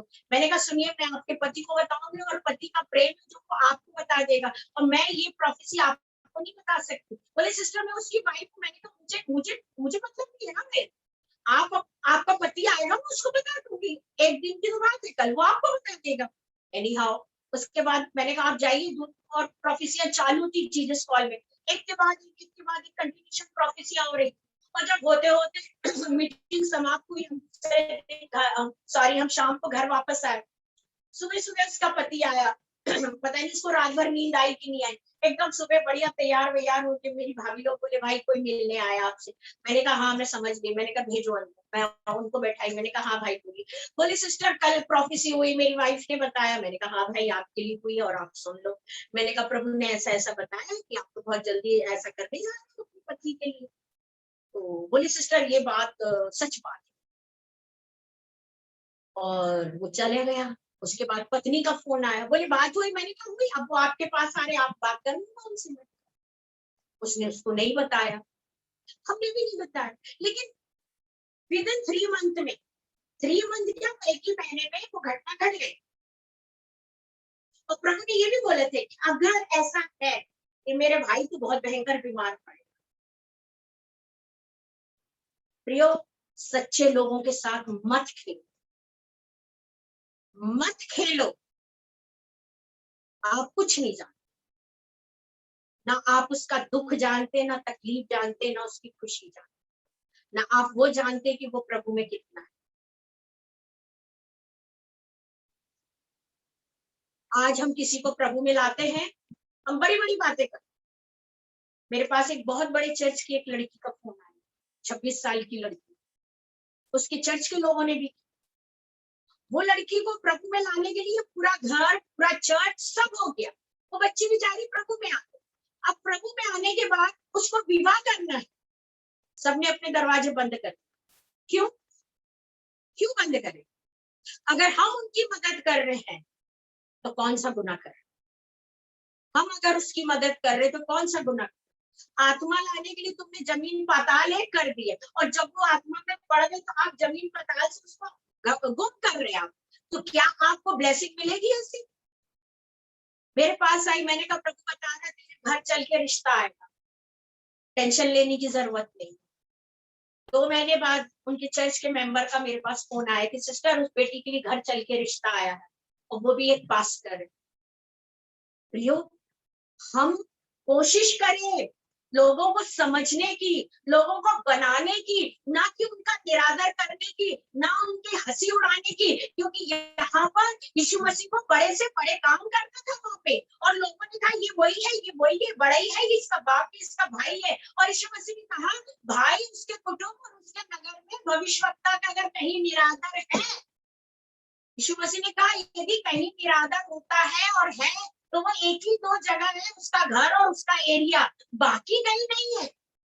और इस कारण से वहां पे परमेश्वर की आत्मा ने अद्भुत काम को नहीं किया, ना उस नगर में आशीष हुई होगी, ना उस घर में हुई होगी, और जिन्होंने बोला होगा उनकी तो बिल्कुल नहीं हुई होगी। कि कारण था खुदा का कलाम खुद कह रहा है कि भविष्यवक्ता के लिए उसका घर और नगर ही एक ऐसी जगह है जहां निरादर है, और इस प्रभु का वहां निरादर हुआ, और खुदा ने अपने मुख से कहा इसलिए यहाँ कोई चमका, खुदा चल दिया। जैसे हम बोलते हैं ना कि जहां हमारा निरादर, नहीं तो पैर की मट्टी धूल को झटक दो, अपनी धूल भी नहीं जाने दो, नहीं तो वो आशीषित हो जाएंगे। हम लोग ये सब करते हैं बहुत ज्यादा कलाम। हमारी कोशिश, हम बहुत एक अलग लोग, हमारा काम है लोगों को जोड़ना। कई बार एक स्त्री जब प्रचार करती है कि लीडरशिप में बहुत चीजों को देखने के बाद वो आंख बंद, ये नहीं कि उसकी बुद्धि नहीं, ये नहीं कि उसको समझ में नहीं, उसके पास किताबी ज्ञान भी है और परमेश्वर का ज्ञान भी है। हालेलुया। परमेश्वर ने हमें सुरक्षित रखा, बचा के रखा। और इसके पहले की मेरी एक वीडियो डली है और आप उसको सुनिएगा, ट्रेन की दुर्घटना में प्रभु ने मुझे कैसे बचाया। और मैं जब दौड़ रही थी तो प्रभु ने उस आउटर पे ट्रेन को रोक के रखा, उस जंगल में। उतनी देर ट्रेन रुकी थी जब तक मैं जनरल में चढ़ नहीं पाई। मेरा बैग कैसे वायु में, मैं तो बोलती स्वर्गदूत ने मेरे हाथ में लाके दिया, क्योंकि मुझे तो कुछ होश नहीं था, मैं तो अपने आप को बचा के डर के भाग। तो ऐसे परमेश्वर की हम उपासना करते हैं, और ऐसे परमेश्वर की हम सामर्थ्य में चलते हैं, और ऐसा परमेश्वर हमें गाइडलाइन देता है, ऐसा परमेश्वर हमें खुशी देता है, ऐसा परमेश्वर हमारी सोच देता है, ऐसा परमेश्वर हमें चुन के खड़ा है, और ऐसे परमेश्वर की हम मिनिस्ट्री करते हैं। अगर हम चाहते हैं, और कुछ चीजें ऐसी भी है कि लिखा है झूठे भविष्यवक्ता, झूठे भविष्यवक्ता। भाई मैं तो अपनी जात बरादरी का बोलूंगी, हालेलुया, क्योंकि मैं भी एक प्रॉफिट। झूठे भविष्यवक्ता कौन है प्रिय? बाइबल में कुछ लोग थे, उनके लिए कहा गया, उसमें से सभी के लिए नहीं कहा गया। कि यशायाह के लिए कहा गया, डैनियल के लिए कहा गया, कि क्या बोलना चाहिए, यिर्मयाह के लिए कहा गया, हाँ, केचकल के लिए कहा गया, हाँ, कि सैमुअल के लिए कहा गया, यूसुफ के लिए कहा गया, याकूब के लिए कहा गया, इब्राहिम दर्शन देखता था कहा गया। नहीं ना, कहा है उसमें, उस कलाम में कुछ लोग थे। अब उतना सा तुमने निकाल लिया, और जो भी प्रॉफिट आया भाग से उठा के मारा, भैया झूठे भविष्य। तो क्या खुदा आज आपको अगर प्रोफेसी का गिफ्ट मिल जाए तो क्या आप बोलोगे नहीं मुझे नहीं चाहिए यीशु मसीह, मैं तो बस प्रचार तक में सीमित, मुझे यही अच्छा लगता। मैं तो कभी ना बोलूं, मैं तो बोलूं प्रभु अभिषेक आने दो, और आने दो। और जिंदगी भर मैंने यही मांगा, आशीषें तो मैं अब देख रही हूँ मेरी लाइफ में। आशीषों को मैंने 2009 से 2009-10 से देखना शुरू किया है। अदरवाइज मैंने सिर्फ खुदा से अभिषेक ही मांगा है कि एक स्वस्थ शरीर में प्रभु और अभिषेक दे। मैंने नहीं कहा कि मुझे ये दे दे, वो दे दे, वो दे दे, वो दे दे, मैंने नहीं कहा कभी। लेकिन परमेश्वर ने मेरी लाइफ में वो तमाम चीजों को ला के दिया, क्योंकि पिता जानता मेरे बच्चों को क्या जरूरत है। मछली की जगह सांप उठा के नहीं दे देगा, रोटी की जगह पत्थर उठा के नहीं दे देगा, बल्कि हम इंसान पत्थर और सांप ले लेंगे, खुदा बाप नहीं देगा। अगर हम उसके साथ हैं तो हमें उचित चीज देगा। प्रियो मत बोलो झूठे भविष्यवक्ता। और कुछ लोग हैं कलाम में, उनके लिए कहा गया है, एक झूठा था और एक सच्चा था, तो ऐसा कहा गया, और बातें सब निकली है वहां पे। लेकिन हम लोग जिसको देखो उसी को बोलते, अरे क्यों बोल रहे हो भाई, आपने दिया क्या उसको झूठा भविष्यवक्ता? आपने दिया क्या उसको सच्चा भविष्यवक्ता? आपको पता है जब एक भविष्यवक्ता भविष्यवाणी करता है या दर्शन देखता है या स्वप्न देखता है, उसको अपनी लाइफ के लिए कितना सेक्रीफाइस करना पड़ता है।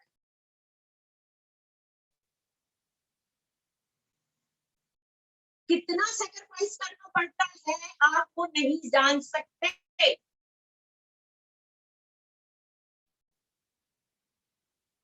यूसुफ ने कितना सेक्रीफाइस किया आपको मालूम है?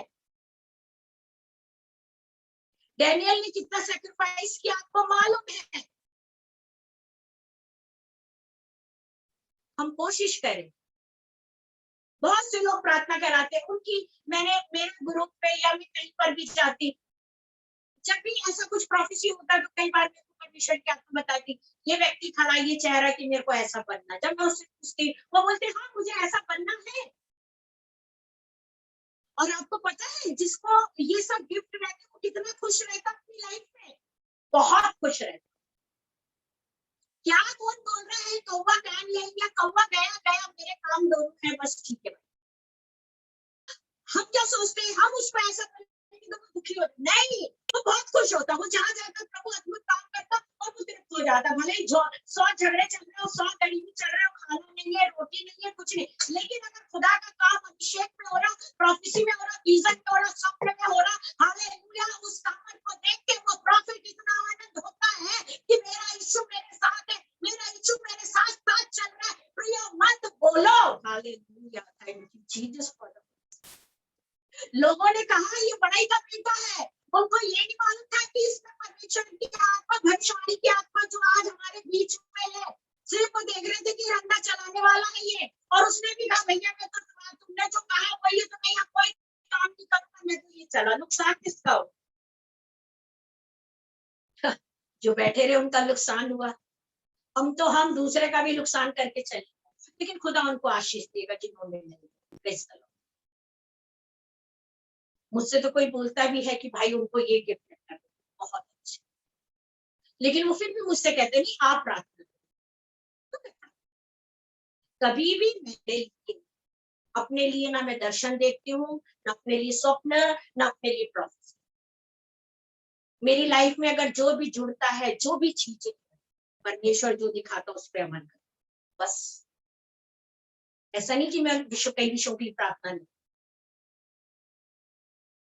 परमेश्वर उन चीजों को ना भी रखते हुए प्रभु जब अद्भुत रीति से सामने लेके आता है।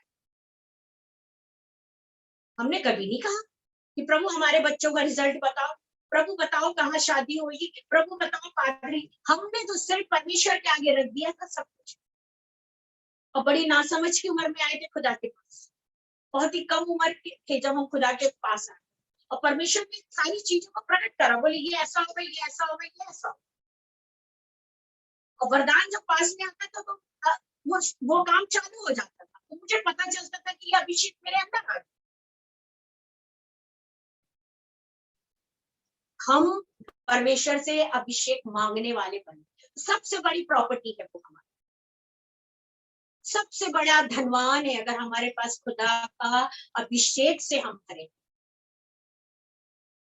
प्रभु उनको अपने तरीके से चला, वो भविष्यवाणी करते या भविष्यवक्ता है, वो अपने लिए नहीं करते, लेकिन खुदा उनके सामने उनकी पिक्चर लाके खड़ा।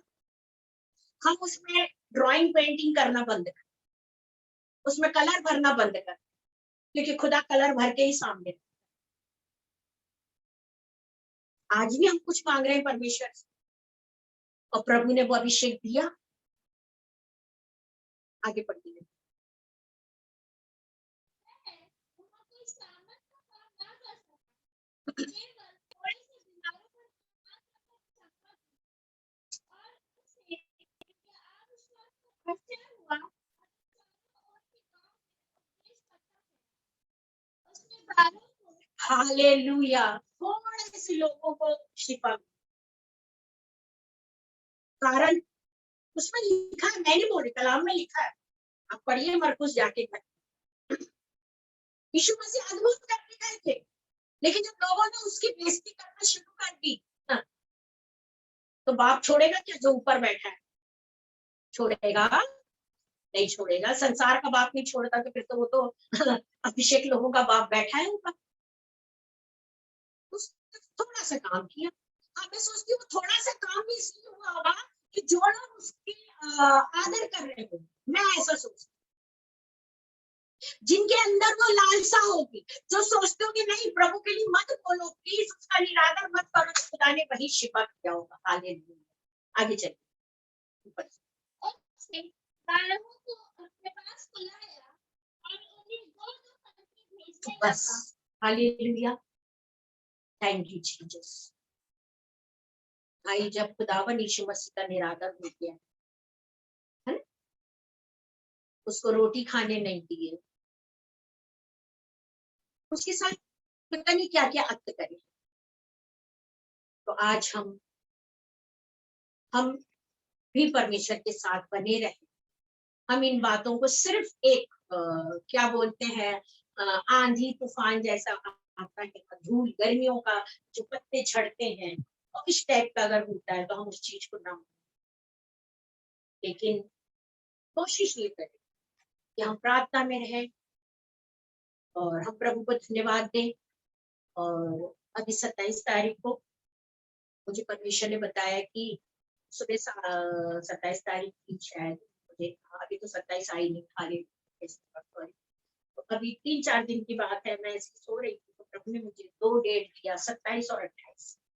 और जैसी प्रभु की आवाज आ रही थी 27-28, और ये तारीख मेरे कान में आवाज आ रही थी। जब ये तारीख मेरे कान में आवाज आ रही थी तो मैंने कहा प्रभु ये क्या है, 27-28 को क्या है, आप क्या बताना चाहते? तो प्रभु ने मुझे मेरी फ्रेंड का चेहरा दिखाया और उसके पति का चेहरा दिखाया। और जैसे वो फेसबुक पे है हमारे साथ में, और उनका नाम है आरती, आरती करके नाम है, और थोड़ा राजनीति में भी इंटरेस्टिंग है, बहुत स्मार्ट है वो मेरी दोस्त। तो उनका दोनों, उनके परिवार का चेहरा दिखा रहा था प्रभु, और मेरे को एक आवाज दे रहा 27-28, और उनका चेहरा दिखा रहा, और फिर ये भी आवाज आ रही कि भाई ट्रेन की टिकट करा लो 27 या 28। और मैं एकदम 6 बजे उठ के बैठी और मैंने एकदम उसको कॉल किया। उसने फोन उठाई, मेरे को पूछी क्या बात है भाई, मैंने कहा मेरे को प्रभु सपना दे रहा है 27-28, और प्रभु ये भी बोल रहा है कि जाके टिकट करा लो, और 27-28 को निकलना है, जल्दी टिकट करा लो। तो तुम्हारा पति ऐसा कह रहा है कि हाँ मैं जा रहा हूँ टिकट कराने। तो उसने उतने में उसके पति ने बोला, हाँ सिस्टर ये बात सच है, और मैं अपनी पत्नी आरती से कह रहा था कि 27-28 को ही निकलना पड़ेगा, और मैं जा रहा हूँ क्योंकि वो रेलवे में जॉब है उनका। तो वो बोले मैं जा रहा हूँ रेलवे टिकट कराने। मैं अपनी वाइफ से बात ही की अभी 2 दिन पहले, और प्रभु ने आपको हम लोग के बारे में बताया। Hallelujah, praise the Lord. और वो जाना चाह रहे थे चेन्नई। वो चेन्नई जाते हैं अगस्त महीने में, और मैं अपने घर में थी और प्रभु मुझे बता कि वो 27-28 को उनको निकलना है, और वो अभी टिकट कराने जाएंगे। तो मैंने उससे कहा, मैंने कहा कि प्रभु ऐसा बता रहा है तुम लोग के बारे में कि तुम लोग 27-28 को जा रहे हो, और क्लियर टिकट कराने जा रहे हो। तो उसके हस्बैंड बोले हाँ सिस्टर बात सही है, और मैं अपनी वाइफ से कहा।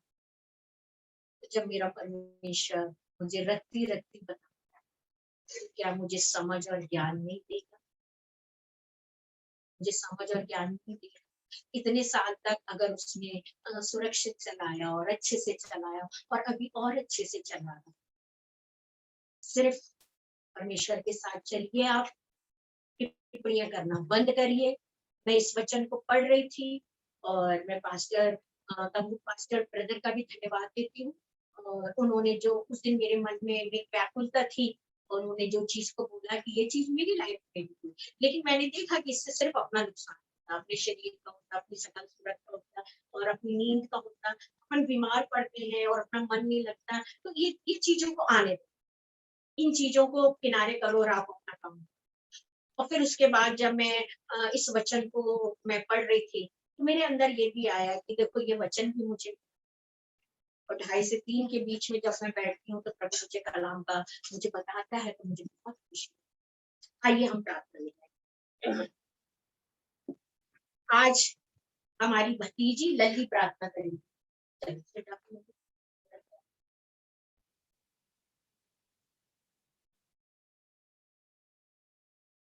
धन्यवाद धन्यवाद ईश्वर, इस समय के लिए आपको धन्यवाद। आज मैं लोग कह रहा है कि आज के दिन हम आपकी स्थिति में आज की स्थिति को बचने के लिए आपका धन्यवाद। आज मैं अपने पास से आपकी पवित्र उसके लिए आपका धन्यवाद करते हैं। आज का दिन कनेक्शन भी अच्छा है, अच्छे से इसके लिए आपका धन्यवाद करते हैं। हमारे जीवन के हर पल पे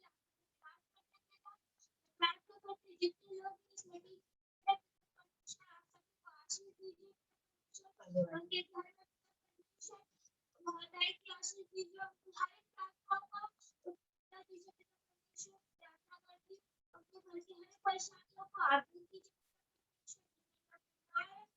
आपके नाम से चंगाई प्रार्थना करती आने वाली मीटिंग को भी आपके मदद आने वाली मीटिंग में आप दुआ अपनी पवित्रता से भरना अपने वचनों से भरना आने वाली आपको वचनों से तैयार करना आप उन्हें अभिषेक देना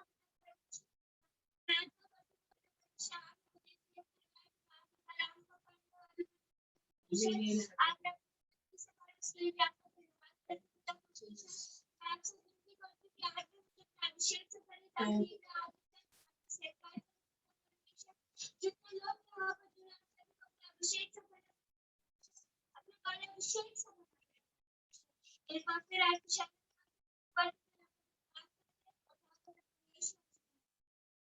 hallelujah, thank you Jesus, hallelujah. हम के लिए धन्यवाद देते परमेश्वर, हमारे जितने लोग जुड़े उनके लिए धन्यवाद देते परमेश्वर, उनके मनोरथों को पूरा करिए प्रभु। विशेषकर हम धन्यवाद देते प्रभु जी 2019 में जो भविष्यवाणी हुई थी प्रभु, वो बहन प्रभु इस समय गर्भवती है परमेश्वर, उसके लिए धन्यवाद देते परमेश्वर। ओ प्रभु, जब उसका फोन आया प्रभु जी, उन्होंने हमें नहीं आपको धन्यवाद भेजा प्रभु जी। इस बड़ी गवाही के लिए हम धन्यवाद देते प्रभु जी। उन्हें स्वस्थ बच्चे दीजिए परमेश्वर। प्रभु हम प्रार्थना करते प्रभु जी, जो बेटे को डॉक्टरी में पढ़ना है यीशु के नाम से उसका एडमिशन मिले, वो डॉक्टरी पढ़ाई के लिए जाए प्रभु जी। और भी जिनके जॉब लगने, उन्हें अच्छे से अच्छे जॉब दो प्रभु। इस समय परमेश्वर कनाडा और यूएसए और अमेरिका जहाँ के भी लोग हमारे साथ जुड़े हैं परमेश्वर, हर एक को आशीष और बरकत दे। और हमारे भारतवर्ष, हमारे देश में प्रभु जी, हमारे लोग जो कि जबलपुर या छत्तीसगढ़ जहाँ से भी हर एक को आशीष और बरकत दे परमेश्वर। हालेलुया। प्रभु आपकी सामर्थ के लिए धन्यवाद देते, विशेषकर हमारी माँ को चंगाई दो परमेश्वर। प्रभु अपनी भाभी के लिए प्रार्थना करते प्रभु, उसके लिए जो प्रॉब्लम है प्रभु, सब कुछ नॉर्मल रीति से हो जाए हमारी भाभी का प्रभु। हमारी दोनों बेटी, बच्चे, उनके परिवार सबके लिए दुआ करते प्रभु, हमारे साथ हो प्रभु। इस घर के लिए धन्यवाद देते, आने वाली सभाओं के लिए धन्यवाद देते परमेश्वर। तो मीटिंग बुक होने जा रही, उस मीटिंग पे यीशु मसीह आपके लहू पर लगाते परमेश्वर। और आपसे मांगते प्रभु जी मौसम के लिए, नेटवर्क के लिए, थैंक्स जीसस, हालेलुया। प्रभु हमसे जुड़े फेसबुक पे जितने लोग हैं, हर एक को आशीष और बरकत दे परमेश्वर। और इन दिनों प्रभु आपके अभिषेक में पड़े, हम ऐसी प्रार्थना करते प्रभु जी। आपका नाम प्रभु जी महान है खुदावन परमेश्वर, हम आपका आदर करने वाले बने, अभिषेक का आदर करें प्रभु जी। प्रभु उन दिनों लोगों ने नहीं समझ पाए, लेकिन आज हम समझते हैं परमेश्वर। और होने दे खुदा, जिस तरह हम यीशु मसीह को समझते, हम लोगों का भी सम्मान करने वाले बने प्रभु। ताकि प्रभु जिन भक्तों की प्रार्थना सुन के आप हमें शिफा देते और हमारी प्रॉब्लम को सॉल्व करते, उन्हें आशीष और बरकत दे प्रभु। हर एक परिवार में मेरे परमेश्वर आप एक एक प्रॉफिट को खड़ा करिए परमेश्वर। हालेलुया। हम ऐसी प्रार्थना करते खुदा परमेश्वर। हालेलुया। जैसे कि बीते समय हमने जो मैसेज पढ़ा परमेश्वर, कॉल दीना करण का चेहरे अधिक से अधिक भविष्यवक्ता खड़े हो प्रभु। इन दिनों भविष्यवक्ता की जरूरत है प्रभु। हम धन्यवाद देते उनके परिवार को भी आशीष दे प्रभु, जिनकी हम मैगजीन पढ़कर हम आगे बढ़े परमेश्वर। हालेलुया। और आपने हमें बढ़ाया प्रभु जी। हालेलुया। ओ प्रभु हमारा जीवन प्रभु, हालेलुया, और भी भले काम के लिए प्रभु जी आगे बढ़े परमेश्वर। हर एक दास दासियों के साथ हो प्रभु, हर एक जुड़े लोगों के साथ हो जो मेरे लिए प्रार्थना करते परमेश्वर, उन्हें आशीषित करिए प्रभु, उनके मनोरथों को पूरा करिए परमेश्वर। हालेलुया। ओ प्रभु शिफा और चंगाई में चलाइए हमारे घर के भाइयों को, हम सबको प्रभु इस महामारी से बचाइए प्रभु, पूरे देश को बचाइए प्रभु। सुना है कि और बड़ी महामारी आ रही परमेश्वर, यीशु के नाम से बीमारी को दूर कर परमेश्वर। हालेलुया। ओ प्रभु हम धन्यवाद करते प्रभु, जबकि हमें इंजेक्शन लगना है प्रभु, प्रभु जी आप हमें संभालिए परमेश्वर, आप हमारे मन को बदलिए परमेश्वर। इस प्रार्थना को, सभा को थैंक्स देते हुए यीशु के नाम से मांगते हमारी बहन जो बाहर बैठी प्रभु जी, इंडिया के बाहर है प्रभु, हम उसके लिए धन्यवाद देते हैं परमेश्वर। आपने उसके मन को खोला प्रभु, उसके जीवन में यीशु मसीह आपने इंडिया से बड़ी बड़ी प्रोफेसियों को पूरा किया, और आज खुदा वो आपके मिशन को लेके खड़ी प्रभु जी, और होने दे प्रभु उसके हर मनोरथों को पूरा कर प्रभु। वो जिस किसी के लिए भी प्रेयर कर रही हो प्रभु, वो प्रार्थना सुनी जाए मेरे परमेश्वर। हालेलुया प्रभु, आने वाले समय जो हमारी बाहर की मीटिंग्स है परमेश्वर, जो बाहर की बुलाहट है परमेश्वर, उन बुलाहट पर हम यीशु के लहू को लगाते हैं और आपसे मांगते हैं परमेश्वर कि बाहर की हर मीटिंग यीशु के नाम से खुदा अद्भुत रीति से हो प्रभु, आप हमें तैयार करिए। सारी बातों को धन्यवाद करते हुए इस सभा को यीशु के नाम से मांगते हैं।